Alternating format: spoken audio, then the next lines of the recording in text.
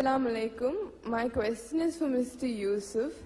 I have a Christian friend and we always have discussions on Islam and Christianity, and whenever we have a discussion on the Bible, she always tells me that if you say the Bible has been changed by people and is not the exact true word, then how come I get so much of peace when I read the Bible?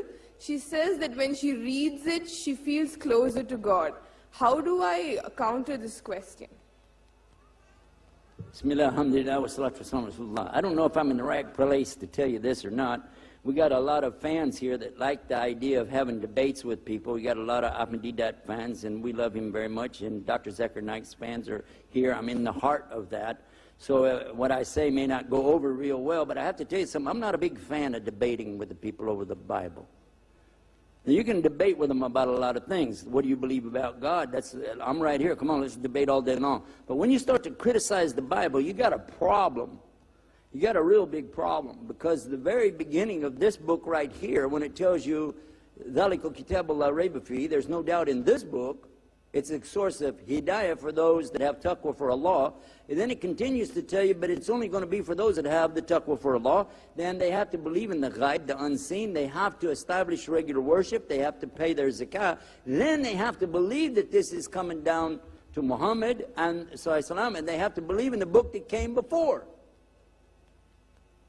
Then at the end of the same surah, it's telling you that these people, they say, those that are on the right belief, we believe in Allah, وَمَلَائِكَتِهِ وَكُتُبِهِ وَرُسُلِهِ. And that kutubihi means his books, or book. And you have to understand that the Bible really was from Allah. So if I criticize even maybe one or two words are still there from Allah, I would be criticizing Allah's word. It's not a good idea. I don't see that as being a good challenge to attack it, because a lot of what I understand today, I got from the Bible. And I found clarification and confirmation in the Quran. In fact, I continued my studies of the Bible in the Greek and in the Hebrew for 2.5 more years after I was a Muslim. I didn't stop until I completed my degree in it, because I just had something inside of me knowing that there's something here. And it finally came to me, and then I was able to put the Bible down and relax. I found out there really is no contradiction in the Bible, except where it contradicts itself. Duh. And when I realized that, I said, then the only way I'm going to understand the Bible is to go to the book without the contradiction. And it says in here about the unbelievers, haven't they considered if it was from other than Allah, they'll find within it many contradictions. Go ahead, find one. Go ahead. There's a clear contradiction here. I want you to listen real close to this contradiction. God is not a man. God is not the son of man. You hear that? Now that sounds like I'm reading out of Surah Ikhlas, doesn't it? Huh? Lam yalid wa lam yulad. It sounds like that, doesn't it? God is not a man, and God is not the son of man. That's in the Bible. That's in Numbers chapter 23, verse 19. I know you want to write that down for your Christian friend. Go and show them it's in the Old Testament, Numbers chapter 23, verse 19. Then take them up to the New Testament in Luke chapter, 3, chapter 3, last verse, 38. Look at it. The last verse said Enos is the son of Seth. And Seth, which was a brother to Cain and Abel, Seth is the son of Adam, and Adam is the son of God. Who? Adam is the son of God. Now their argument will be, yeah, but that has a little s. And when we talk about Jesus, we use a big S. I got news for you.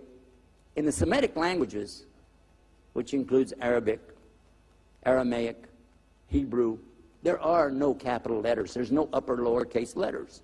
So that's a moot point. It doesn't work. But what I suggest you to do is don't don't try to upset her.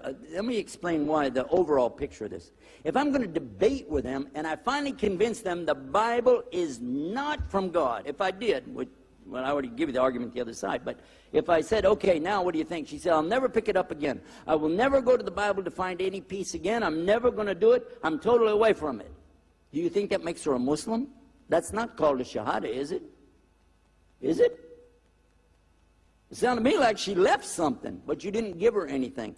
So what I do is try to encourage them to read in the Quran. What do you think it is that she likes to read? I'll tell you what it probably is. She's probably reading Psalms. She could be reading out of Jeremiah. She could be reading Ecclesiastes.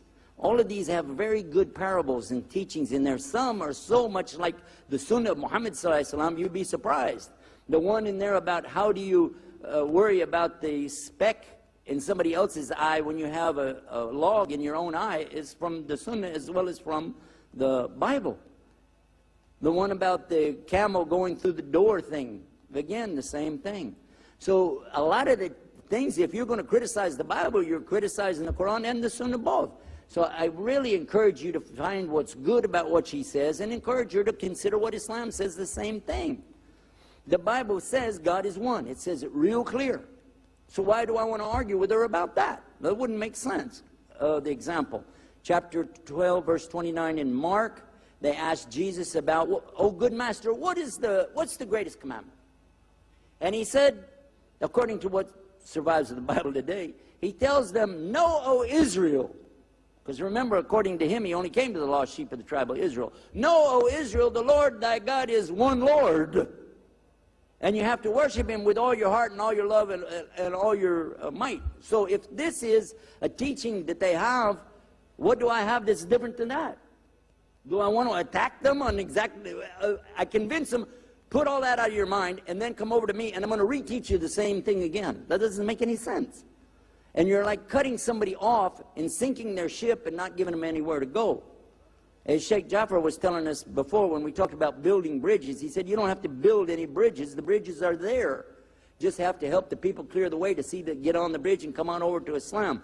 Because you got to remember that the best of the Christians are coming into Islam because they're doing what their book told them to do, which we mentioned earlier, and that is to submit to God on his terms and ask, oh God, your will be done on earth as it is in heaven. If they're sincere about that, what's the logical conclusion? The Bible tells them, I didn't mean to turn this into a speech. You want me to stop here? Yeah, I'll wrap that up there. Then another time we'll go on and I'll tell you the rest of that one. The idea is, though, don't make a big deal out of it. Don't attack their book and attack them. They're the closest to us, really, and I'd like to see them know more about us. Take it easy. It might take them a long time. My dad was a hard sell. He was not easy. He was a hard sell case, but he made his shahada. So just be patient with her. Pray for her, and it's Allah that's going to guide her, not you anyway. Okay, jazakumullah khair.